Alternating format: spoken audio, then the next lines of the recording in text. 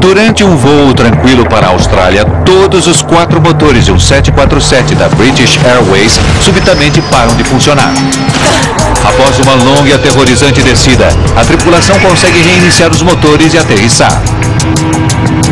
Voltamos no dia seguinte para dar uma olhada à luz do dia. O avião havia perdido brilho e em algumas partes havia recebido como que fortes jatos de areia. Todos os decalques e a pintura haviam saído. Havia muito pouco para se ver até que desmontaram completamente os motores. Os motores foram fabricados pela Rolls-Royce. Sua investigação foi liderada por um ex-engenheiro Malcolm Gray Byrne. 3 dos motores foram removidos em Jakarta após o incidente e enviados por um avião cargueiro para o aeroporto Heathrow, em Londres. De lá, foram levados para o sul de Gales, onde os motores foram, de fato, completamente desmontados. E foi então que eu me envolvi no processo. Gray Byrne ficou pasmo com o que viu. Grande parte do motor estava bastante arranhada e riscada. Gray Byrne descobriu que os motores estavam entupidos com poeira fina, pedaços de pedra e areia. Depois de análise detalhada, eles verificaram que os detritos eram sem dúvida de cinza vulcânica. Dias antes de seu angustiante voo, os passageiros e a tripulação souberam que na noite que estavam voando, houvera uma grande erupção no vulcão do Monte Galungong, localizado a apenas 160 quilômetros ao sudeste de Jakarta.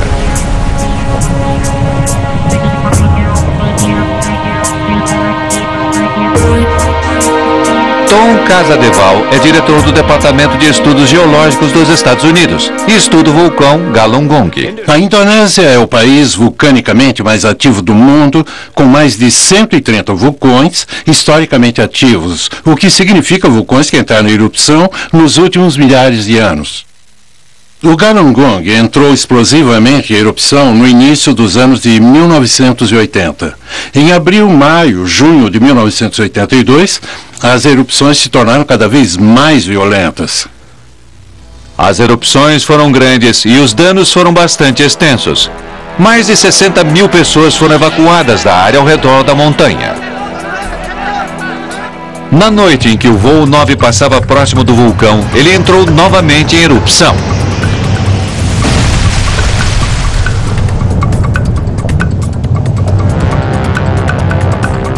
Com as nuvens de cinza se elevando a mais de 15 mil metros noite adentro, ventos as levaram para o sudoeste, diretamente para a rota do voo 9 da British Airways.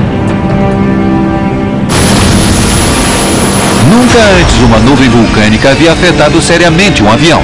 Poderia a cinza ter realmente prejudicado esse voo? Roger, declare emergência. Mayday, Mayday, Mayday, Speedbird 9, perdemos os 4 motores. Ao contrário da cinza que se pode ver na chaminé ou após o incêndio na floresta, esse não é um material macio, mas tem partículas de rocha sólida e minerais finamente triturados. Esse material é realmente muito abrasivo. Ele tem a forma bem angular e, se você o visse sob um microscópio, veria ângulos muito agudos, o que provoca a abrasão. Além de arranhar o para-brisa e todas as principais bordas do avião, poderia a nuvem de cinza explicar todos os outros estranhos fenômenos que os passageiros e a tripulação vivenciaram?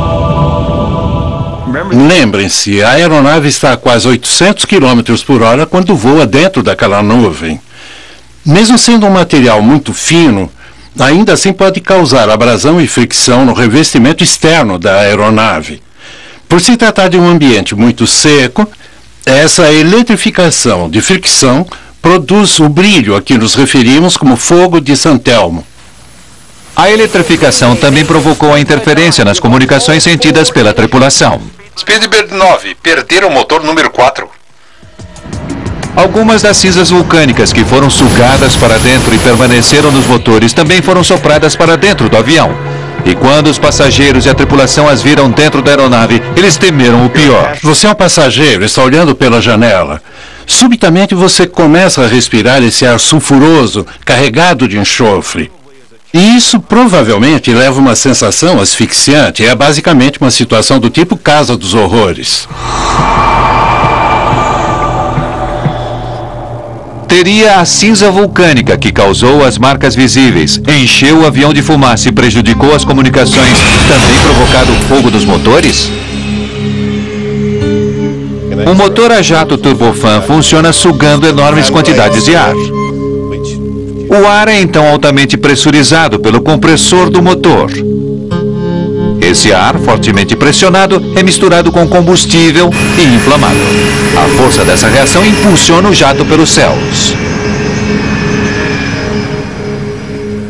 As temperaturas na câmara de combustão por onde essa cinza está fluindo têm cerca de 2.000 graus centígrados e sabemos que a cinza vulcânica se derrete a cerca de 1.300, 1.400 graus.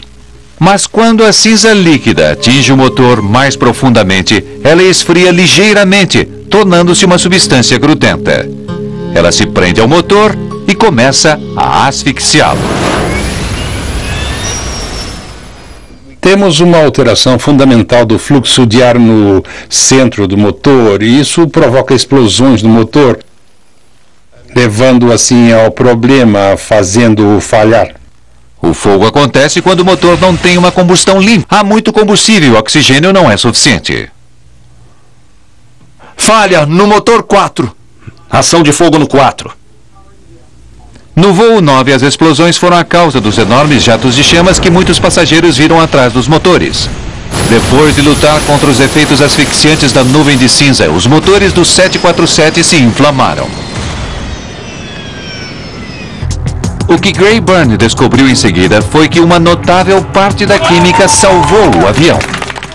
Logo que saíram da cinza vulcânica, os motores não estavam funcionando, tudo esfriou e isso foi o suficiente para essa coisa se romper e permitir que os motores funcionassem novamente.